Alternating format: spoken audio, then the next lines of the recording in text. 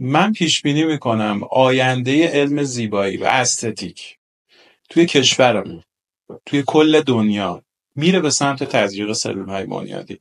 چرا؟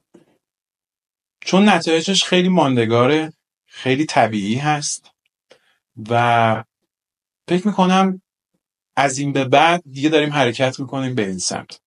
قبل از اون تزریقات ژل و فیلر و هیالورونیک اسید و اینها بود، ولی الان دنیا فهمیده اینو که چقدر سلول‌های بنیادی و حالا PRP اگزوزوم ها میتونه چقدر طبیعی شما رو تغییر بده، چون روی توالی خود ژنتیکتون تاثیر میذاره. شما رو میبره، ساعت ایجینگ رو متوقف میکنه و برمیگردونه.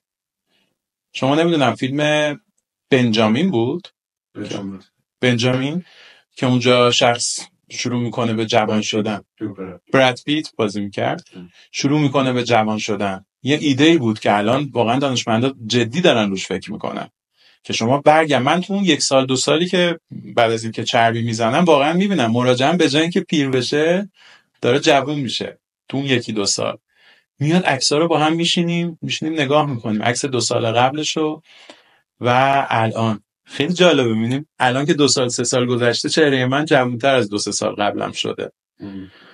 و من مطمئنم همه پزشکایی که الان دارن کار زیبایی میکنن در آینده به جای تزریقات فیلر حتما میان به سمت تزریقات چربی و نانوفت، چون که اولا فکر میکنم مواد اولیه اونها داره روز به روز، هر روز هی شرکت ها دارن قیمت ها رو هی بالا و بالاتر میبرن و خیلی قیمت های غیر منطقی بعضی وقتا پیدا میکنن.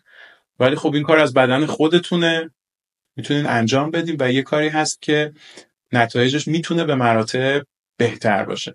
من تنها چالشی که فکر میکنم تزریق چربی داره، چون این کار از بدن خودتون هست. ببینید این کار نتیجه خوب و موفقیت آمیزش توی یک بدن سالمه. هر چقدر بدن شما بهتر کار کنه، غذای سالمتر بخوره، هوای سالمتر تنفس بکنه، نتیجه این کارتون هم بهتر میشه.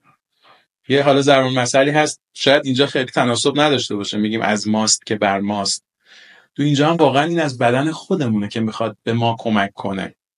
بعضی وقتا دیدی یه جایی آدم میگه دیگه اینجا باید خودت به خودت کمک کنی و این بدن خودمونه و اون چربی بدن خودمونه که میخواد صورت ما رو شروع کنه به جوانسازی. هورمون ها تو این داستان نقش داره، غذایی که میخوری نقش داره، خوابت نقش داره، شما چه خوابی داری، چه استایلی، چه لایف استایلی داری، اینها همه نقش داره، در کنار حالا ژنتیک، کیفیت چربی که گرفته شده، همه اینها تو نتیجه ما نقش داره.